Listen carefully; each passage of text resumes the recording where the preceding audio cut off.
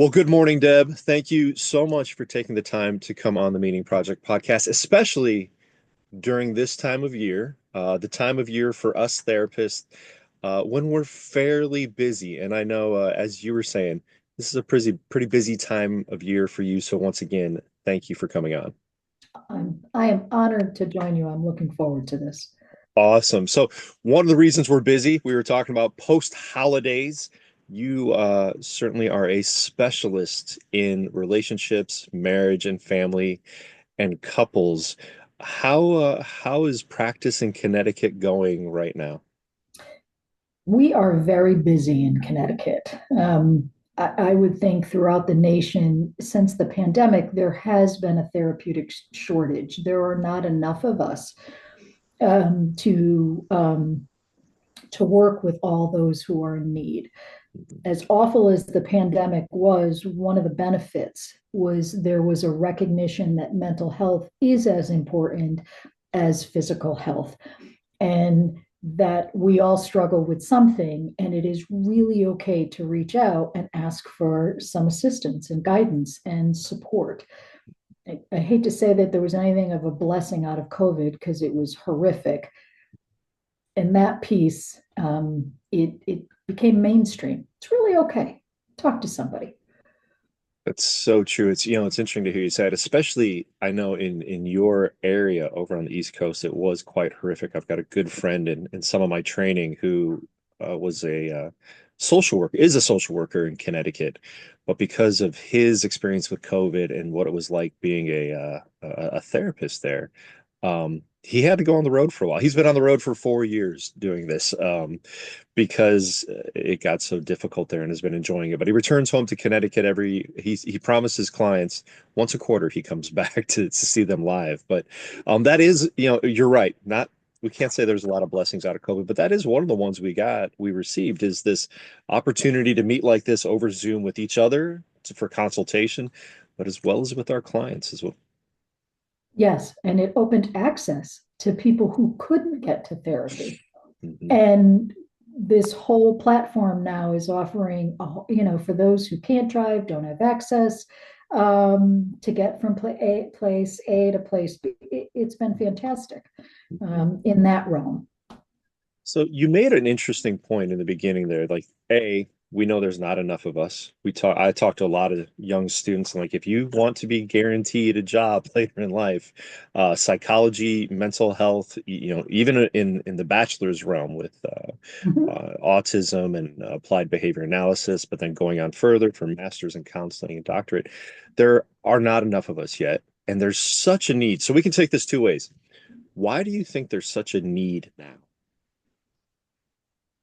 Looking back, um, so this is non-data driven. So this is, as you said, truly my opinion. Sure. So my opinion is due to the pandemic, and when I think about all of domestic violence, the increase in school shootings since 1999, the horrible tragedies that come with all of that, the anxiety of those kids back in 1999 and subsequent are now turning into adults or are adults. And the anxiety level that they have had to withstand along with their parents. I remember it very clearly. Our son was in a crib in 1999 when Columbine happened. And I thought to myself, he was only a couple of months old. And I thought, well, he's not going to school. I remember thinking that, saying, well, I'm not sending him to a school because clearly now it's not safe. And as a Connecticut resident with Sandy Hook, Mhm. it was horrific. And so when people ask, is it really all this anxiety? Yes, there's Mhm. anxiety, there's depression, there's PTSD, there's tremendous fear of parents letting their kids go Yeah. for fear of them being fatally wounded. Yeah. That is a very real piece of what's been going on in our nation. So, and in terms of, I don't think there's a greater need. I think the need has always been there. There's a greater acceptance to go get your need met. It's So such a great point. I think that's the difference. But yeah, absolutely. The stigma has been lifted, and we are now, um, most of us are now more open to asking for help. Now, I know men sometimes in my area, in rural areas specifically, still have a little bit of John Wayne in them, and that's okay. But we're breaking through that veil of having to be a tough guy all the time and asking for help. You make a really good point. Um, I don't know about you. Holiday season, we just wrapped it up. Had a wonderful New Year's and New Year's Eve, celebrated with some friends, played some games, ate some food, and just kind of enjoyed some fellowship. And then, of course, looking forward to the new year, we wake up the next morning and the terrible tragedies in New Orleans and Las Vegas. And of course, that brought about some conversation. Just what is it that's going on in the world? Why do we seem to see more illness? Is it because there's more illness post 1999 Columbine, or is it because we see it more and because of the media and the internet? Every tragedy that goes on comes right into our living room for hours at a time. Yes, it does. And I don't have an exact societal answer as to why this has increased. Um, I think your point of access to news 24/7 and the internet, so not just news stations running 24/7, and the internet never shuts off. So we are over and over and over again exposing ourselves to this vicarious trauma. I'm here in Connecticut thinking about those poor people in California. Mm. And so I'm nowhere near Cal. I'm on the other side of the country. And my heart goes out to all of them, to all of the first responders, to those who are trying to protect their homes, to those who have had to abandon their homes and their properties. Um, it's horrific. And yet, so when I woke up and heard the news, it's like, okay, how many I can only listen to this for so long because, again, there's that vicarious trauma. So I also wonder, we talk about that a lot in our mental health field about us therapists and first responders having this secondary trauma to listening to those with significant trauma or first responders who run into the building, the burning buildings and police officers and so forth. But I also wonder about the impact of the constant news, the social media platforms, and people not maybe realizing that there's experiencing a little of vicarious trauma because it's not shut off. You make a great point. It never shuts off unless you shut it off. You have to We take ownership and shut it off yourself. we have to be intentional about that. Yeah. I'm old enough to remember Walter Cronkite, and I'm thinking you had the news. He was incredible. He was cranky, and he got up and he Mm-hmm. read you the news. There was no opinions.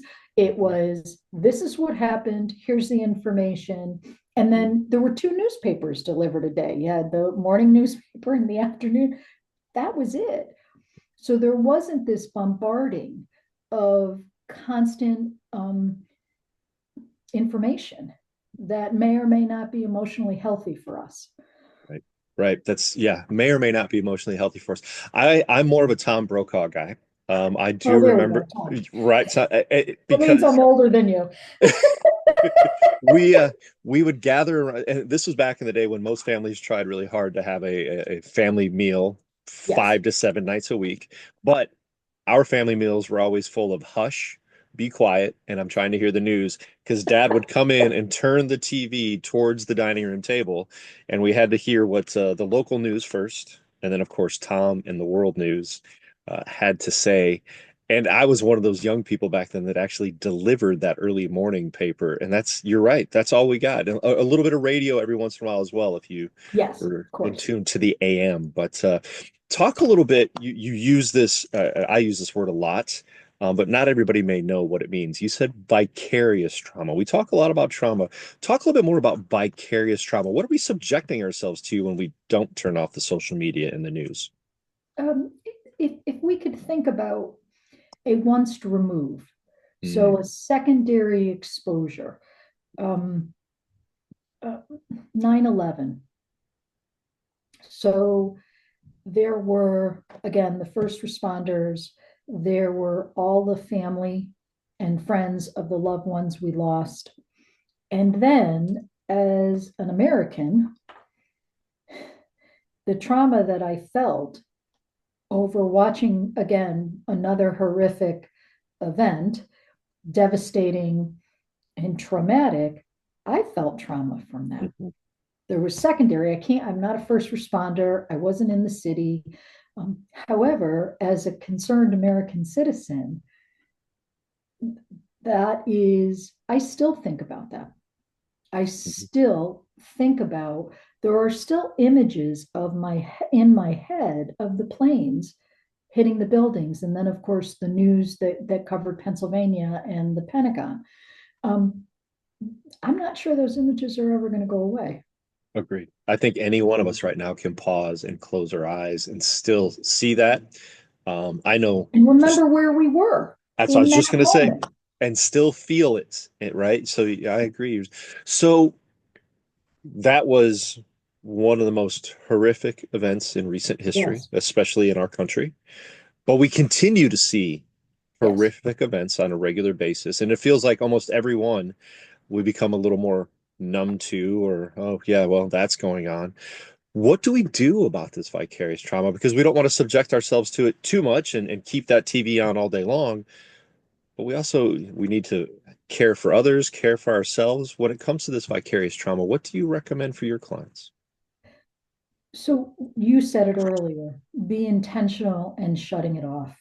So the reoccurrent exposure to trauma over and over and over again. And again, you and I just talked about Mhm.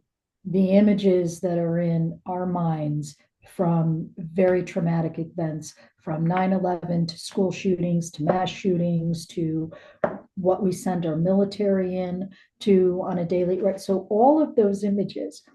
So how do we decrease being exposed to that? And that is an intentional shutting it down, being very intentional. And you know, I'm a TikTok girl. I want to see puppies. I want to see, and it's predominantly animals.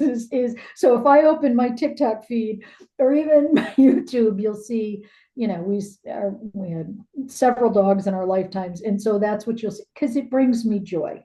So I try to balance the very disturbing information out there to some fun stuff. However, when you're scrolling on social media, something will always pop in.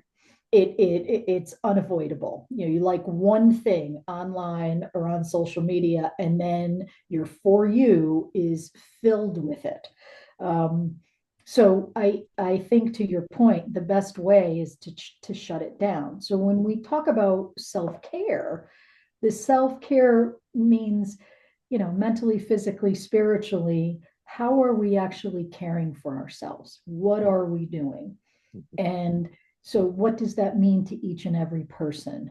How do we sit in quiet with such a noisy world? Do we ever do that? That, Do we, and I'm not an exercise physiologist, but I can say going for a walk, well, in Connecticut, it's like 12. So I don't know what it is in Indiana, but I will not be walking outside today, but I exercised before to get the stress out. So what works for each individual? Sleep. We've heard that I for years. And of course, good eating, good healthy eating, although chocolate is delicious. And that can be really important to add that in.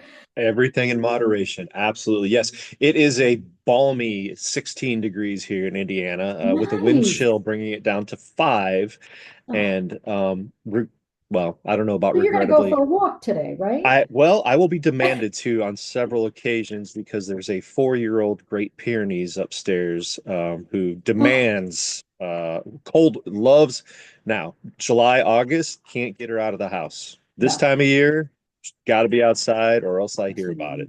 We had a Shepherd Husky mix, and we'd have to shave him in the summer because he was so uncomfortable. He looked goofy, but we had to shave him because he was so uncomfortable, this poor dog. But in the winter, oh, come on, Chase, let's go back in the house. It's like, Right. no, no, I'm No. good right out here in the snowstorm. Thanks. My Husky's coming to life. Yeah. So I have to tell Daisy regularly, regardless of how much clothing and layers I put on. I'm like, look, I don't have a fur coat. I have to go in. An hour is long enough. oh dear God, an hour in that weather is Yeah, more absolutely. than enough time to get frostbite. So yes, that is my trauma for today. But I'm curious. So when it comes to working with couples, what are some of the things, you brought up diet, exercise, just kind of healthy living. What are some of the interventions you prescribe or recommend for the couples you work with? So that is an excellent question because each couple is a little bit different. I Mhm. do see recurring themes. And my husband and I have been married for 28 years. We met in grad school. We were required to take this very intense couples course along with all of these other things. And one of the things that our professor did was, I believe it was once a week, we had to bring our partner in so that we would do some couples group therapy, which was fascinating. Um, so to get Let me back, jump in real quick. Let me fully yeah, digest this now. Hold on. So you brought your actual partner yes, into graduate school couples yes, therapy yes, and chaos ensues. Oh my absolutely. goodness. Oh, that had to have been delicious. Because I Oh, it remember those was. days of just doing one-on-one therapy with your classmates watching you behind Yes, them. I couldn't imagine doing that with your partner. we did with other couples, which was very interesting. And from my grad school, we had the one-way mirrors as well. Mhm. So we would do individual sessions that were recorded. Obviously, clients know all of that. And then to work with couples and families with a supervisor behind the one-way mirror and five students when you don't know what you're doing in grad school, And or let's well, face I it, shouldn't say that. Maybe we don't quite know what we're doing yet, hence the clinical supervision. It was one of the best learning experiences. It was for me between the experiential and the theory. That is how I it was the best learning experience for me. So that's beautiful. And let's face it, just for the audience listening, right? Even though it was they label them one-way mirrors or one-way glass, that's garbage. We all knew when somebody was standing behind, when our okay, supervisor, when that professor, when Dr. Larry Gerstein, still some trauma in my mind, was there you go. standing behind me, I knew it. And all of a sudden you sat a little straighter and you became a little less at ease. So, What I was grateful for, by the time I got to grad school, they had gotten rid of the earpieces. So they had the phone call or they tap on the window and tap you out. And they had earpieces before I got there, which I was grateful they were gone. And what would happen, Dr. Ed Lynch would tap on he had a ring, he had his ring on, and he would tap on the glass to basically the implication is stop doing what you're doing and get out here and I'll tell you what to do. And then Dr. Barbara Lynch, who is his wife, who started the MFT program at Southern, she would just tap you out. And the families knew that. And this therapy, they were the families and the couples that came in with were very generous to allow students to actually work with them. It talk about gracious and know that people were watching them. So that was an amazing. I don't know as if my husband and I could be so generous as to sit in front of six or seven people and have therapy done with that was generous of them. So to get back to the couples piece, and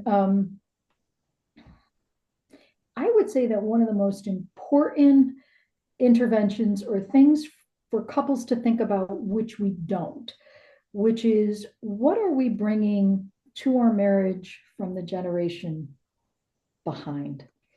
So what were our parents' marriage like, our grandparents' marriage like, how many siblings do we have? What's our birth order? Now, we don't think about those things when we're getting married. I saw my husband, I fell in love. He's a great man. We're 28 years later, we're still married. I was not thinking about, gee, are you my mom? Are you my dad? Like that was not in the realm of consciousness. And yet, those things are really important because in family systems, the phrase is we recreate to repair. So we will continue to recreate unfinished issues within our childhood and within our relationships in order to repair them. And so with couples, very often we're unaware of who we're arguing with. Am I arguing with my spouse, my mother, my father, my sister, who am I really arguing about? How did this issue play a role in the past?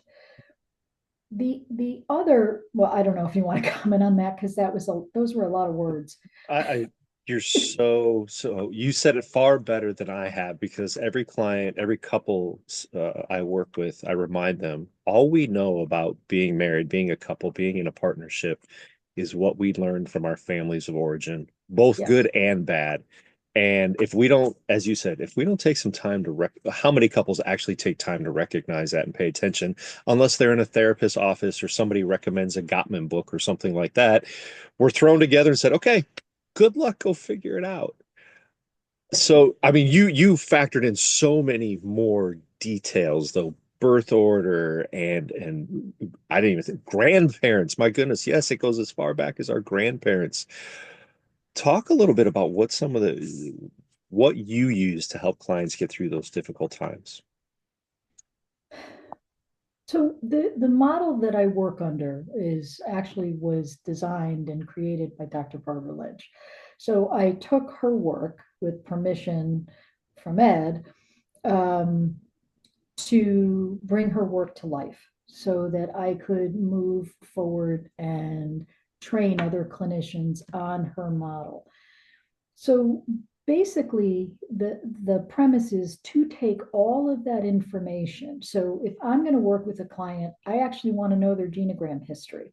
So if I'm working with a couple, so that I could understand and then help them to understand where they're coming from and what are they bringing with them that's wonderful and strength based and is such a positive contribution to the relationship, and what are the parts that are hitting their partner's parts that are creating some of these explosions.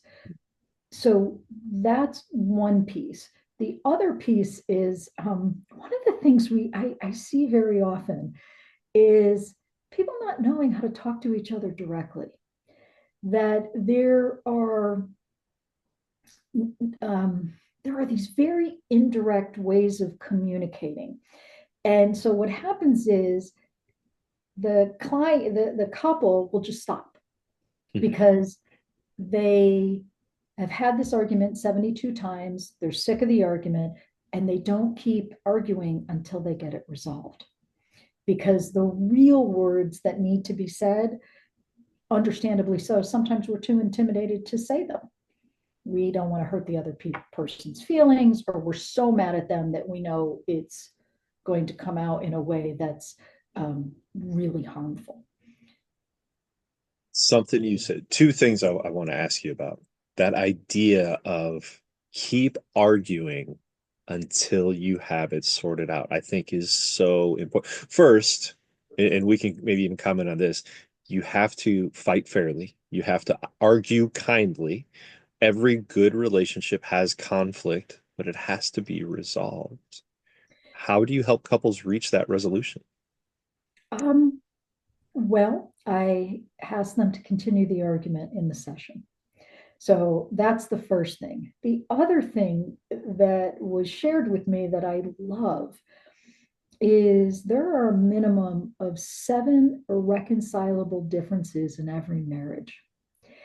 And so, how do we then accept those irreconcilable differences and not make them the the in the spotlight to force to be resolved. And I'm going to give you a silly one from my husband and I. Very Italian, right? I'm was Italian before I got the name Borzellino, and so in my house there are, I grew up with museum clean, right? Because there was always somebody, because we had, back in those days, people did just stop over. I don't know Mhm. if you've heard Sebastian Maniscalco's bit on Company, but it is hysterical. He's a comedian where people just came. You opened the door, people just showed up. So the house always had to be museum clean. Well, of course, my husband doesn't really know this about me. And then we're married and we have a house. And he's sort of looking like, what are you doing? Like, well, I have to clean. And just, and so it was one of those things that got handed down to me because that's all I knew. What I didn't realize is my expectation of him was to automatically know that and then to fall in line with my level of clean. That's just a, you know, that's just one of the examples. The other one, so it understandably, I was driving him crazy. Mhm. Another one is my husband, he was an executive director at a nonprofit, always had his shirts dry cleaned. So, the little tags? Mhm. So, yeah, little tags. So he would drop them. And like on his way from point A to point B, and my bureau is from point A to point B. So, Dave, could you please, right? So, and then all of a sudden I said, you know what? He does so many other amazing things. Why am I focusing on this? What am I doing? So I renamed them presents. He leaves me presents.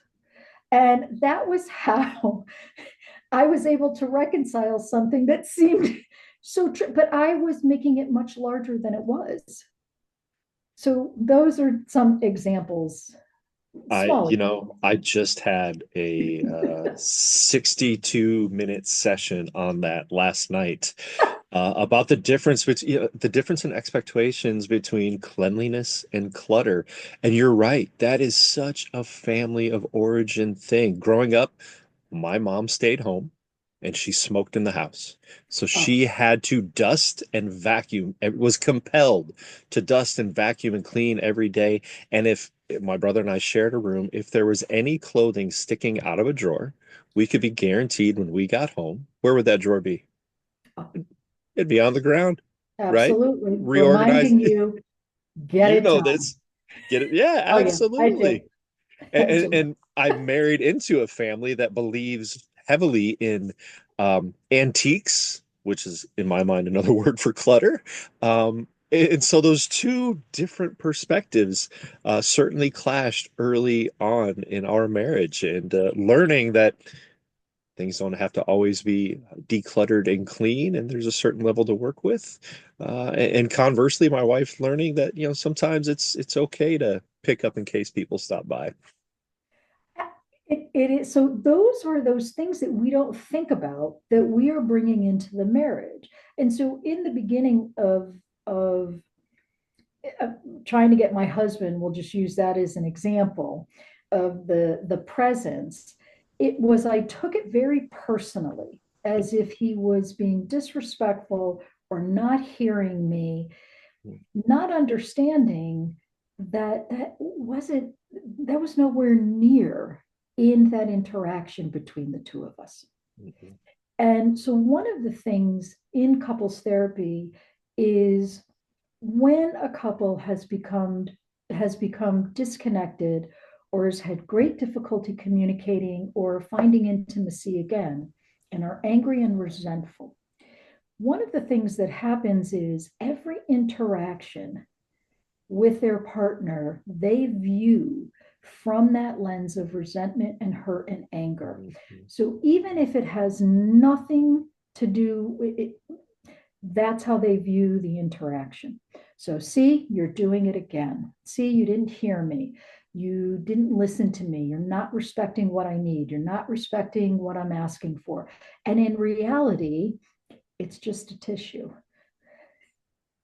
Right. it's Right. just a tag. Mhm. It has, and yet so peeling back to the original hurt and resentment is actually really important in couples therapy, Absolutely. because that's where whatever the it is, that's where it began. And on top, in my experience, on top of all of those irreconcilable differences, many times is the idea of, well, if you just loved me more, you would know these things. And when we confuse that disrespect and that resentment for, well, you just don't love me enough. It's like, no, that's not it at all. You're absolutely correct. When we're raising our children, I remember this as, with my son as a mom, every time I got to know who he was, he changed. So throughout the life, I was like, I just got him. Like, it just connected with me, how he's thinking, what he's feeling, what he's doing. And then boom, I was like, oh, I have to start all over again, So because true. he just, the developmental changes, growing up, growing older. But, we forget that we continue to grow as adults. It may not be in the same um, expediency as children, but we're not the same people. I'm not the same person my husband married 28 years ago. I'm not. And so part of what happens is, with couples, one of the issues is they lose curiosity with one another. Mm. And so, how can we help them be actually interested? Ask that one more question. So, how do you feel about that? What are you thinking? And I know there's a lot of jokes about, men, what are you thinking? Nothing, and I know there are a lot of those jokes, but there's semi truth to that. But that's not the whole story. That's actually not true. And so, that becoming curious again is one of the ways that couples can help find each other. That's so beautiful. I agree with you 100%. How how can how can the individual members of a couple be more curious? What would you recommend they do? The first step would be to take a nice long breath Mm. and to truly listen to what the person is saying, versus thinking about how you're going to respond, how you're relating, what you want to say next, um, and truly being present and just listening. And one of the other issues that I see, and all men and women do this, or I every gender does this, Mhm. is when one person's upset, the other person, in a loving way, misguided acts of love. That's how I was taught. They're misguided acts of love, wants to jump in and solve that problem, when in reality we just want to be heard. And so then the person feels invalidated, they don't feel heard, and so now they're mad and they shut down. And the other person, so that, I see that very, very often. And it is difficult when you love someone to say, I'm just going to sit and be present with them and not try to fix this for them, because I love them and I want them to feel better. And yet, um, it's not helpful. It's just So, not helpful. if I'm hearing you right, when I teach my male clients, the best thing you can do when your partner is struggling is to come up to them and say, "Well, what you ought to do is that's that's not Oh, good." definitely. Yes, yes. You- It's like telling a person who's anxious, why don't you just calm down? Oh, as if that's helpful, right? Yeah. Okay. So what you God, I ought wish to I had do, thought of that, to calm down. So yeah, no, the worst thing you could say. so what you should, so calm down, and what you should do, or that's variation. Well, what I would have done is these are not Oh, good things. yeah, no, I would say take those out of the vocabulary. I would absolutely say not helpful. That is on the not helpful list of communication. So definitely, and it is really funny when those things, when we do those things to each other without even realizing we're doing them to each other. And again, I don't see maliciousness. What I see is, I love this phrase that Barbara coined, which is misguided acts of love. We even do that with our children. we do that not, it is truly out of love. It's just misguided. I love that. I'm gonna take that with me. Misguided acts of love, because what I see after that is then there's that the hurt feelings or even the indignation of, well, I was just trying to help. I love you so much. I was gonna tell you what you should do, right? And So, and then there's yeah, hurt feelings no, on both sides. and the other piece, and I was just talking about this to my 25-year-old son, was, when we're little, we're taught that go say you're sorry, right? So now kids, we don't even know what we're apologizing for. We then feel bad about ourselves, and it feels embarrassing and humiliating. And we don't really learn as adults, how do we truly make amends? Mhm. How can we, and I think that's sorely missing in our marriages and other relationships. But how do I come up to you and say, you know, I was a real jerk back there. I was feeling really insecure. I felt terrible. I felt ashamed, and I took it out on you. I am so sorry. What I often hear is, I'm sorry I made you feel that way. Mhm. That is, those two things are not the same, Absolutely not. because the implication, or but, I was just gonna go there. I'm glad you got that. There's always the I'm sorry, but you made me. and so one of the things is get rid of the but, because what do we say? Everything after but Hmm. or before but, it just it goes away. Yeah, So it takes off the meaning. Making amends is a something I push, because it sets us free and it sets our partner free. absolutely. And honestly, it sets our kids free. Hmm. These are the areas I was not a good mom. I could have handled this better. This is I really, that was not good of me to do. And I think that is a key piece to healthy relationships, are people being vulnerable enough to um, be honest about their insecurities and their issues. Yeah, I think that is so critical with our partners, with our spouses, but Yes, even more so with our children, right? To yes. to admit we're not perfect, we make mis to teach them. I don't expect you to be perfect. I'm not Oh, perfect, and I make mistakes, and here is how you heal them. Now, you're taking all of this amazing knowledge and experience and you're sharing it in leadership and management and yes. helping people in companies and corporations and groups connect. Talk a little bit about that. What are you sharing with them? How are you helping in a bigger way?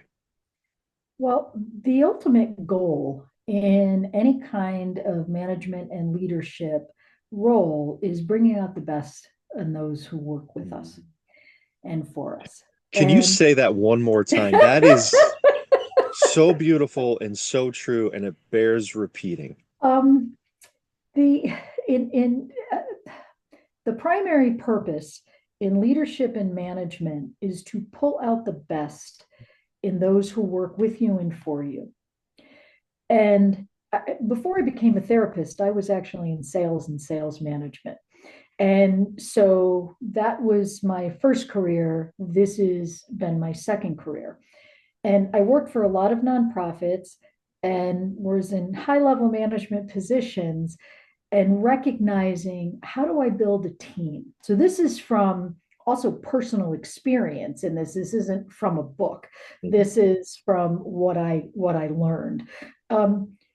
The understanding how people communicate, getting them to communicate in a relational way, letting go of competition, which is happens so often in the workplace, right? I have this job. I'm scared. I don't ever want to lose it because I'm providing for my family. So I walk into work anxious. Am I going to get yelled at today? What kind of boss do we have, right? So that phrase of learning how to manage our boss, how do we do that? There are some, I have had excellent supervisors, managers, directors, CEOs, and I've had others not so much.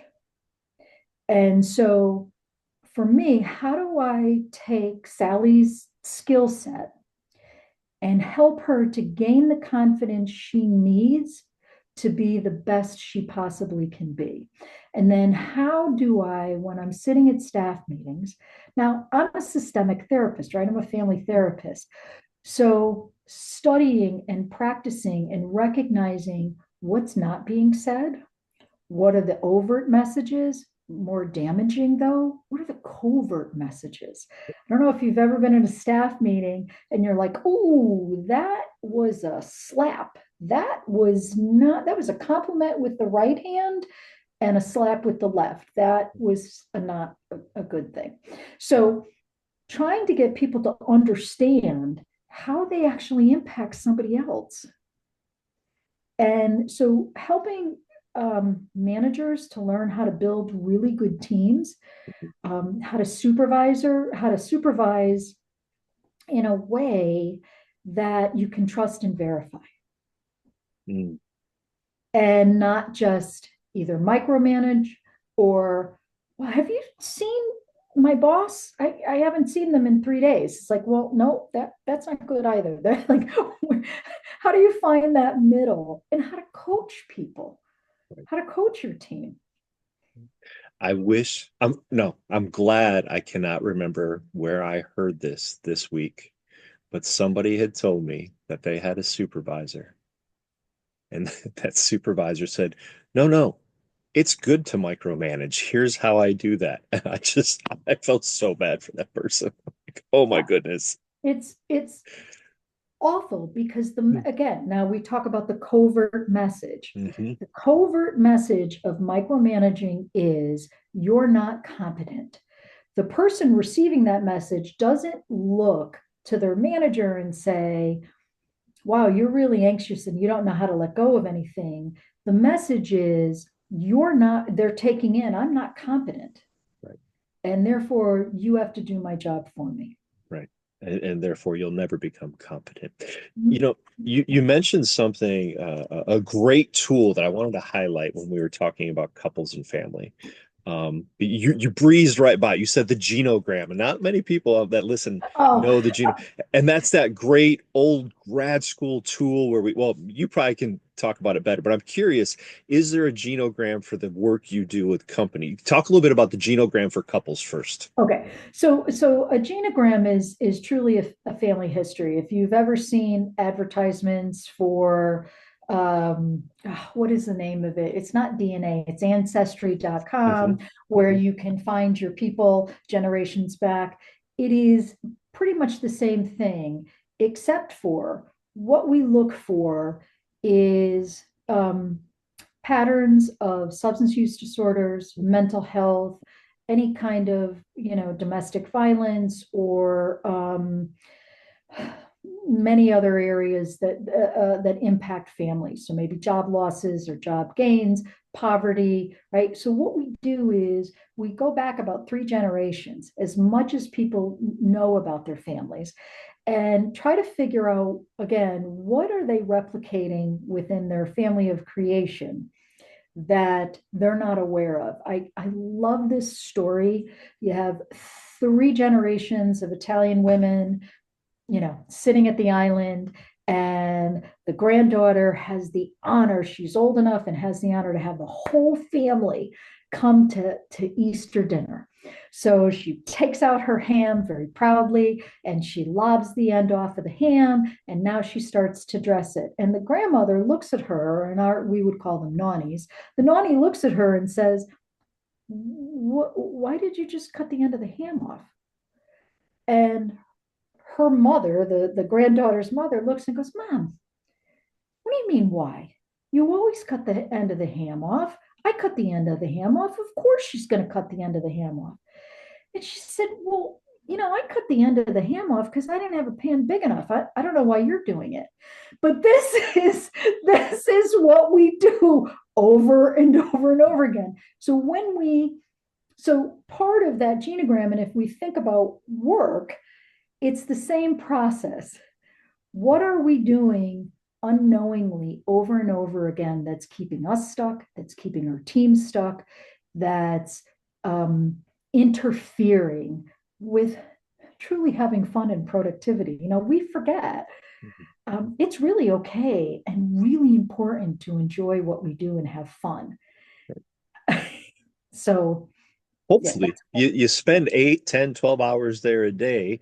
It's our next meaningful activity outside of family life. You should be having an enjoyment, some meaning, some productivity, purpose, all those kinds of things.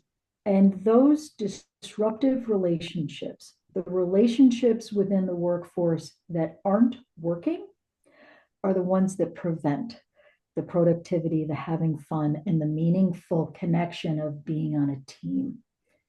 Absolutely. Just like we can have misguided acts of love in a couple and in a marriage, we can have misguided acts of management in many of our companies and corporations. Oh, you know what? I think we should write a book. That's the I'm in. perfect name for a book. That's it. Misguided acts of management. I'm in. I'm totally. We will have to pick up on that because I don't know about you. It's the top of the hour. It's busy Yes, season in it clinical is. work. I do want to comment.